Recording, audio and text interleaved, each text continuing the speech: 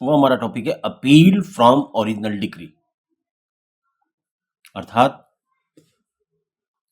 मूल वाद के निर्णय के खिलाफ अपील। अर्थात वो अपील जिसका क्षेत्राधिकार आपके जिले के अंदर ही है, अर्थात जो बेसिक सूट आपने डाला है, बेसिक वाद आपने डाला है, उसकी अपील उसी न्यायालय में, उसी जो अपर न्यायालय है उसमें हो जाती है। तो मूल वाद के खिलाफ अपील के बारे में हम बताएंगे जो उसी जिले में हो सकती है, अर्थात हम जिला न्यायालय तक के लिए डिस्कशन करेंगे। हाई कोर्ट को जो अपीलें होंगी उसके बारे में बाद में बात करेंगे, या रिवीजन के बारे में बाद में बात करेंगे। मूल आज्ञप्तियों से अपील। मूल आज्ञप्ति means basic court, starting court के आदेश के खिलाफ होने वाली अपील को कहा जाता है। देखिए टॉपिक लंबा है, कोशिश ये करेंगे विदाउट स्टॉपेज कंटिन्यूस दौड़े इसमें, तभी हम इसको पूरा कर पाएंगे, अदरवाइज दो उसमें लेक्चर में जाना संभव है। धारा 96, 97, 98 और 99, ये 3 धाराएं अपील से संबंधित है और अपील के बारे में व्याख्यान करती है। और इसका जो मूल आदेश है कि अपील किस तरीके से हो, कैसे दायर की जाए, कैसे उस पर सुनवाई हो, उस पर कैसे निर्णय हो, जजमेंट किस तरीके से है, अपील में क्या क्या न्यायालय कर सकता है, ये आदेश 41 में होती है। और 41 आदेश बहुत बड़ा है, इसके अंदर बहुत सारे नियम हैं, तो इसलिए कोशिश ये करते हैं कि हम जल्दी से जल्दी इसे खींचने के लिए थोड़ा सा स्पीड रखते हैं, बिना बात के नहीं चले। अपील कब की जाती है? अपील फैक्ट्स पर, लीगल प्रोविजंस ऑफ लॉ और प्रोसीजरल लॉ में जब नीचे का न्यायालय, अधीनस्थ न्यायालय जिसने आपके मुकदमे को सुना है, यदि वो त्रुटि करता है या एप्रिशिएशन ऑफ एविडेंस, देखिए आप बड़े गौर से इस बात को समझ लें। पहली बात तो मैं आपको सही बताऊं, नए स्टूडेंट के लिए तो बहुत मुश्किल है एकदम आनी समझ में बात, ये निश्चित बता रहा हूं, लेकिन फिर भी इन 3 बातों को मैं बता रहा हूं, इसीलिए मैं तेज नहीं चलना चाहता क्योंकि इससे समझ नहीं पाएंगे आप। अपील दायर करने के लिए 3 परिस्थिति होना। अपील में क्या सुना जाता है, अपील में क्या सुना जाता है और अपील कब की जाती है, ये एक इंपॉर्टेंट पहलू है। अपील में पहली डेट को जैसे आप न्यायालय में खड़े होंगे, आपको ये बताना पड़ेगा कि न्यायालय में क्या त्रुटि की है लोअर कोर्ट में।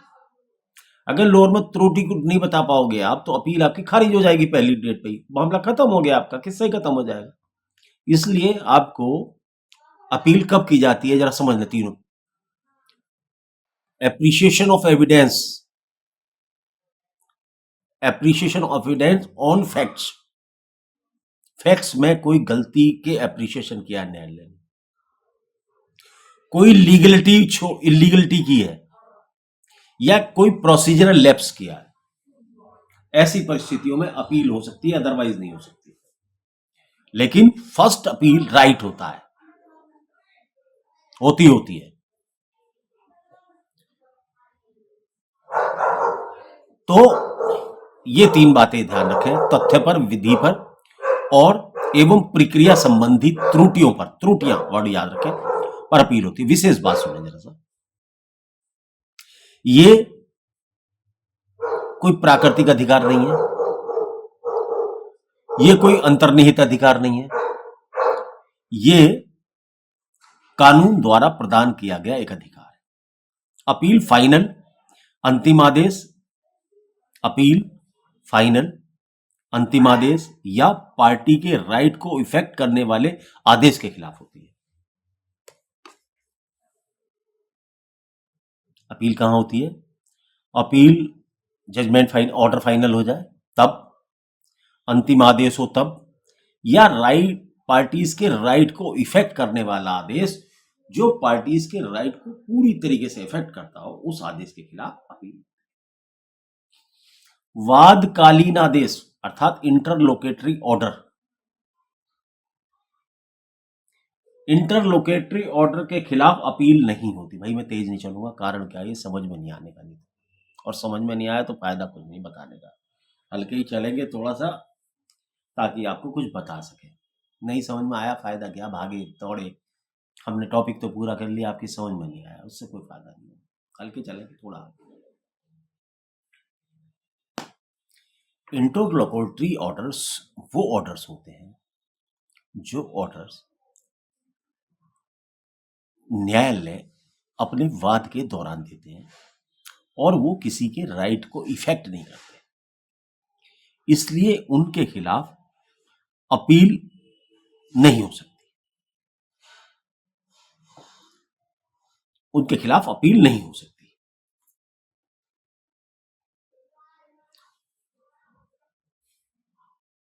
प्रीवी काउंसिल ने क्या कहा है, जरा सा एक बार बता दें।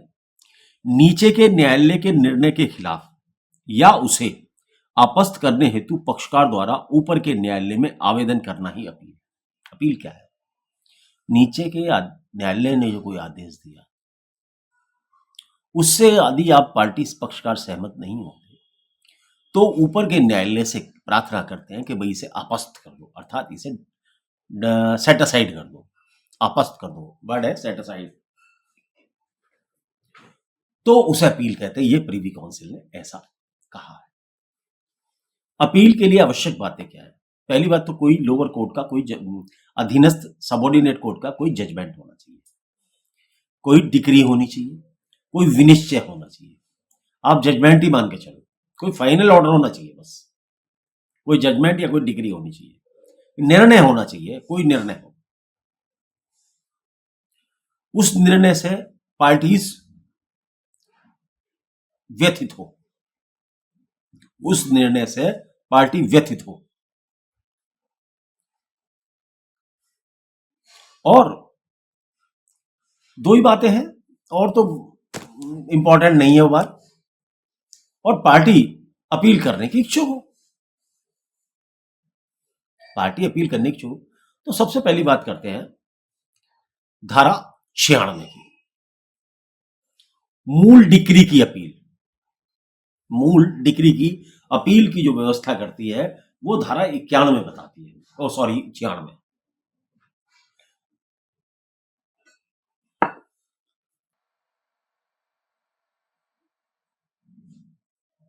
पहले मैं सोच रहा था बहुत तेजी से चलूं, वैसे इसी 30 मिनट में खत्म कर दूं, लेकिन नहीं, समझ नहीं पाएंगे आप।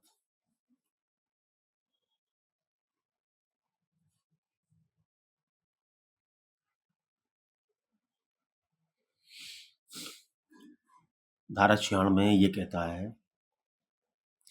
कि जो न्यायालय ने, अधीनस्थ न्यायालय ने निर्णय दिया है, उसकी अपील उस न्यायालय में होगी जहां होती है, उसका जो अपर कोर्ट है उसके अंतर्गत अपील होगी। ये कहता है ऐसी हर डिक्री की जो आरंभिक अधिकर्ता का प्रयोग करने वाले किसी न्यायालय द्वारा पारित की गई है, उस न्यायालय में होगी जो न्यायालय ऐसे न्यायालय के निर्णयों की अपील सुनने के लिए प्राधिकृत है। तो एक्चुअली क्या था, अब जब आप डिस्ट्रिक्ट कोर्ट में प्रैक्टिस करोगे तो वहां पर सब, और वैसे तो किताबों में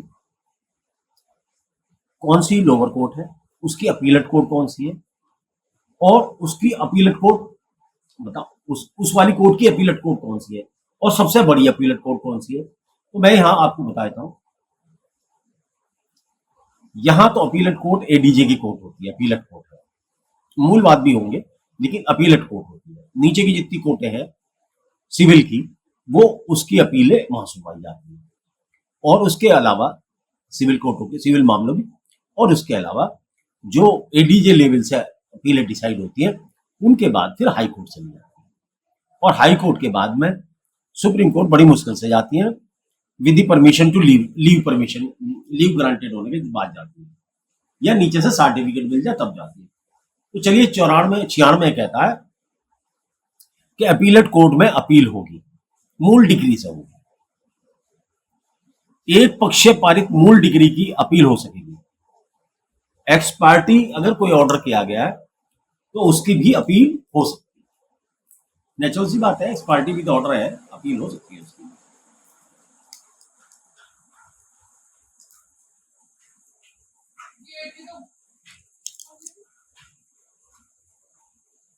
पक्षकारों की सहमति से यदि जो जजमेंट पारित होता है, यदि पार्टीज ने कोर्ट में कंप्रोमाइज कर लिया है और उसके बाद जो ऑर्डर पास हो रहा है उसके खिलाफ अपील नहीं हो सकती है, धारा 96 कहती है। लघुवाद न्यायालय ने यदि 10,000 रुपए तक के निर्णय दिया है तो उसके खिलाफ अपील नहीं होगी जब तक कि कोई लीगल क्वेश्चन इन्वॉल्व ना हो। मैंने आपको पहले बताया, legal question is a very important thing for appeal. Legal question जरूरी है भाई साहब।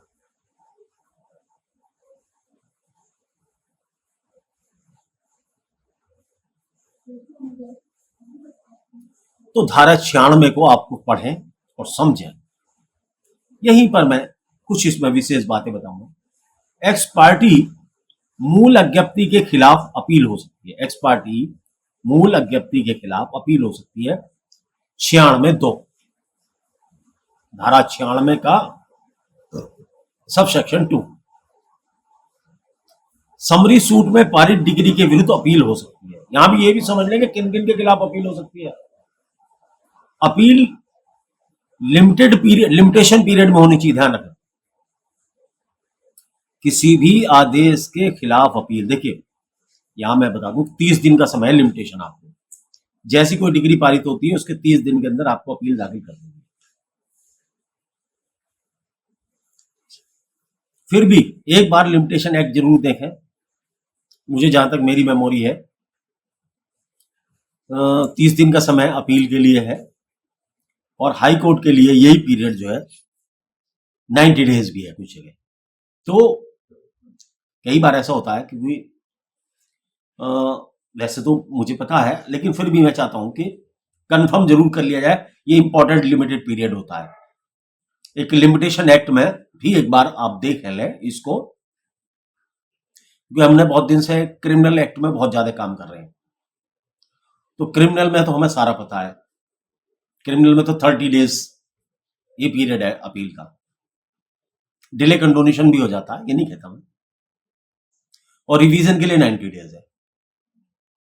यहां क्योंकि थोड़ा थोड़ा में सिविल लॉ में कई बार डिफरेंस होता है, जैसे 30 दिन है, कई बार कुछ में 60 दिन भी प्रोवाइडेड है, तो इसलिए मैं ये नहीं चाहता। तो 30 दिन आप मान के चले यहाँ पे कि 30 दिन में किसी भी मूल अज्ञप्ति की अपील होनी चाहिए, उसके अंदर वो टाइम निकाल दिया जाएगा जो आपको डिग्री लेने में मिलेगा।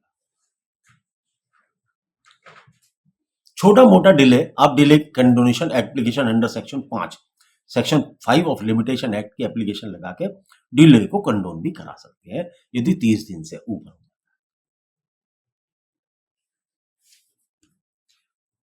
अपील कौन कर सकता है? अपील वो कर सकता है जो उस मुकदमे में पक्षकार था।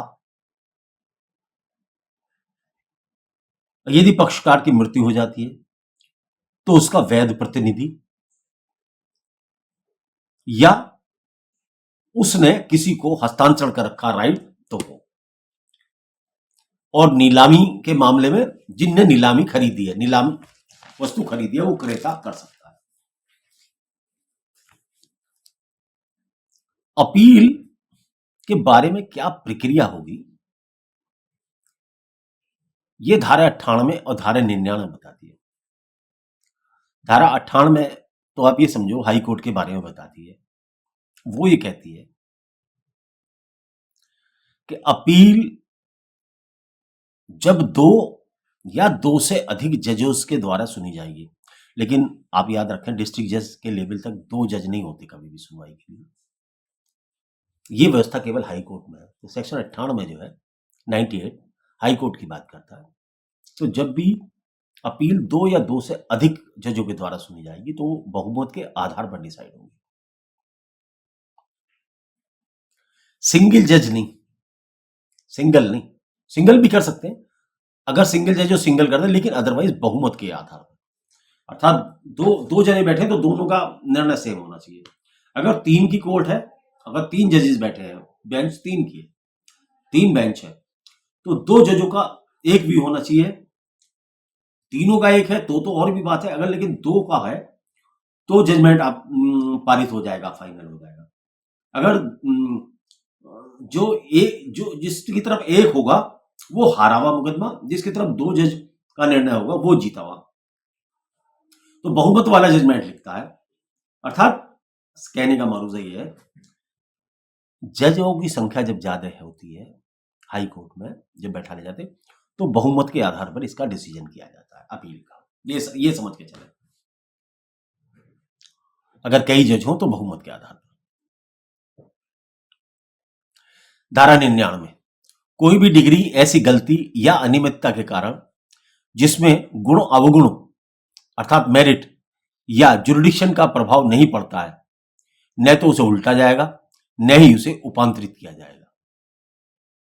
धारा 99 क्या कहती है, जरा मैं दोबारा से डायरेक्ट से निकालता हूं 98 99 के लिए।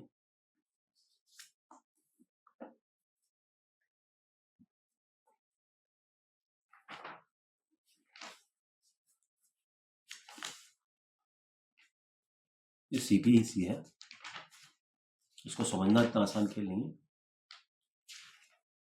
बहुत बड़ा गुरु चाहिए इसके लिए। धारा 99, कोई भी डिग्री ऐसी गलती या अनियमितता के कारण जिसमें गुणागुण या अधिकारता पर प्रभाव नहीं पड़ता है, न उल्टी जाएगी न उपांतरित की जाएगी, ना तो रिवर्स की जाएगी और ना मॉडिफाइड की जाएगी। पक्षकारों या वाद हेतु को मैं इंग्लिश में, no degree shall be reversed और substantially varied, nor shall any case be remanded in appeal on account of any misjoinder or non-joinder of parties or cause of action or any error, defect or irregularity in any proceeding in any suit, not affecting the merit of the case or jurisdiction of the court. Appeal को merit पर ही decide किया जाएगा, छोटी छोटी बातों पर appeal को पलटा नहीं जाएगा, कहने का मारूजा ये है। और ये सेक्शन कहता है कि उसकी मेरिट को और जुडिक्शन के पॉइंट एक इंपॉर्टेंट पॉइंट है, इस पर अपील का डिसीजन होना चाहिए। दोबारा हिंदी में भी पढ़ता हूं आपको। पक्षकारों, वाद हेतुकों के ऐसे कुसंयोजन के या वाद की किन्हीं भी कार्रवाइयों में ऐसी गलती, त्रुटि या अनियमितताओं के कारण जिससे मामले के गुणावगुण या न्यायालय की अधिकारता पर प्रभाव नहीं पड़ता, यहां तक पढ़े, समझे इसको।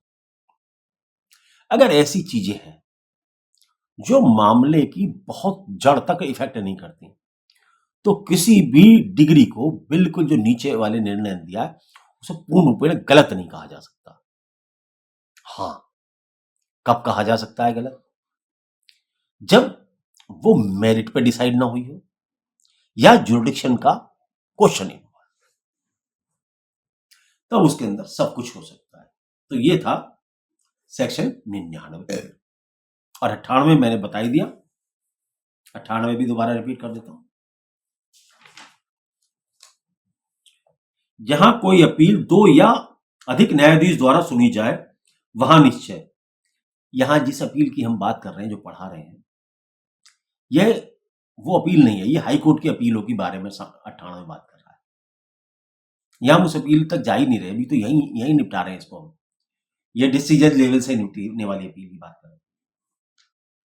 जहां कोई अपील दो या अधिक न्यायाधीशों की पीठ द्वारा सुनी जाती है, वहां अपील का निश्चय ऐसे न्यायाधीशों की या ऐसे न्यायाधीशों की बहुसंख्या की राय के अनुसार होगा, अर्थात जो बहुमत का निर्णय होगा वो होगा। क्योंकि जब अपील पढ़ा रहे तो ये जाएगी तो भले ही दूसरे प्रोविजन में जाएगी तो ऊपर भी अपील वहीं नहीं सुनी जाती है, यहां भी सुनी जाती है।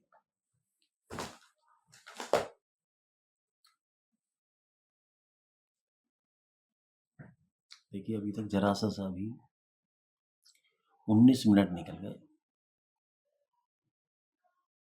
और आदेश 41 अभी तक टच नहीं हुआ। और ये नहीं कि हमने कोई बहुत टाइम खराब किया हो या कुछ समय खराब किया हो, लेकिन समझाने में, कहने में टाइम लगता है। आइए बात करते हैं आदेश 41 की। ये धाराएं तो जो बताई हैं ये तो रेलेवेंट है ही हैं, लेकिन आदेश 41 अपील के बारे में बहुत कुछ बताता है। ऑर्डर 41 नियम 1, अपीलकर्ता ये उसके अधिवक्ता द्वारा हस्ताक्षरित ज्ञापन न्यायालय में प्रस्तुत करके अपील की जाती है, अर्थात अपील रिटन होनी चाहिए। फिर अज्ञप्ति डिग्री निर्णय जिसकी अपील की जा रही है उसकी प्रमाणित प्रतिलिपि साथ में संलग्न होनी चाहिए। यदि नहीं है तो न्यायालय में साथ साथ एप्लीकेशन लगानी चाहिए और अनुमति मांगनी चाहिए कि श्रीमान जी हमें जो है मैं नीचे से डिग्री प्राप्त नहीं हुई है, नकल नहीं मिली है, हम पे जब आएगी हम दाखिल कर देंगे।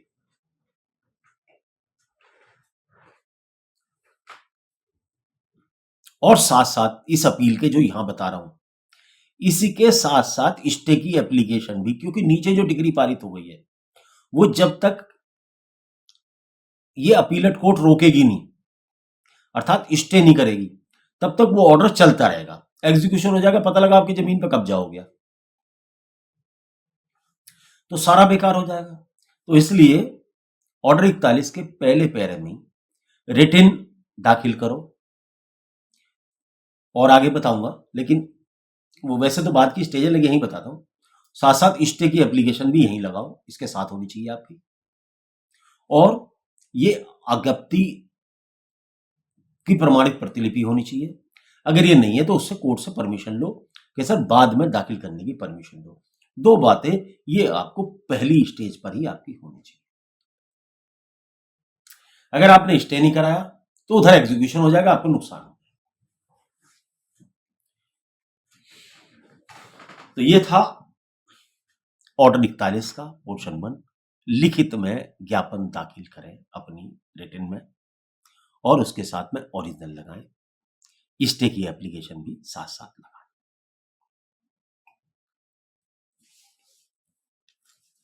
एक में छोटी सी टिप्पणी और सुन लेकर मेरी टिप्पणी जरूर ध्यान रखेगा।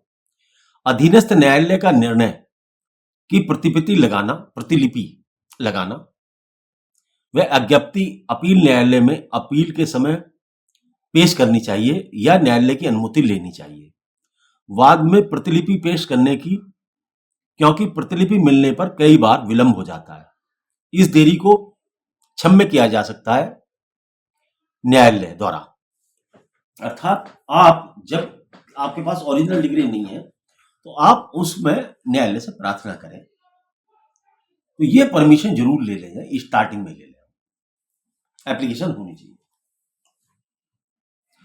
अब दूसरी बात आती है कि अपील के अंदर हम लिखें क्या क्या।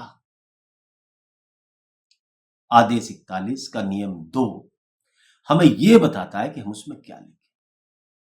नंबर 1 बात, हम जो भी बात कहें सारगर्भित कहें, पैराग्राफ में कहें, प्रत्येक पैराग्राफ नंबर्ड हो। हम अपने तर्क और वितर्क अपनी प्लीडिंग में शामिल ना करें। वहां केवल और केवल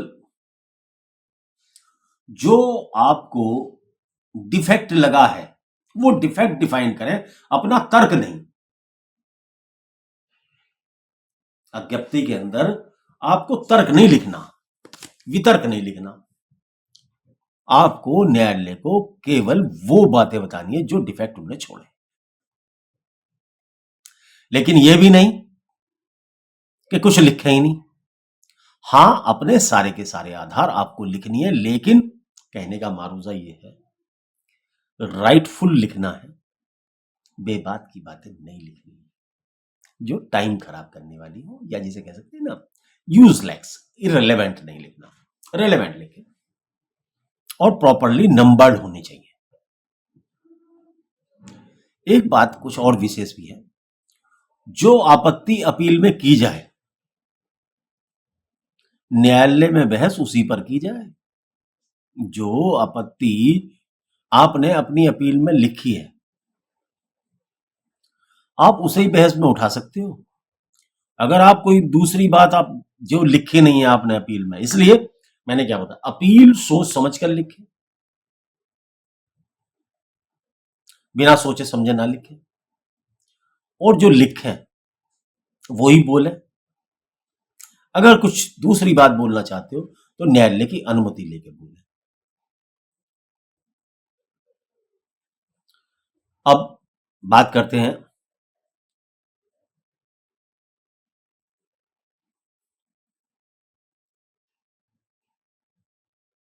आदेश 41 के, और थोड़ा सा पोर्शन आगे चलते हैं। आदेश 41 का नियम जो है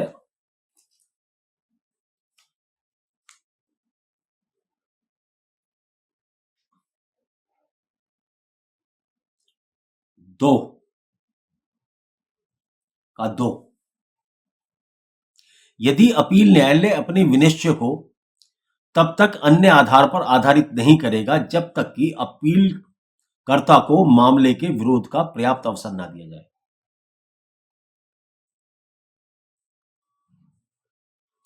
नियम 2 ये कहता है, ये बेयर एक्ट है, the appellant shall not except by leave of the court urge or be heard in support of any ground of objection not set for in the memorandum of appeal. यह कहने का जो बात आपने अपने appeal में नहीं कही है, मेमोरेंडम में नहीं कही है,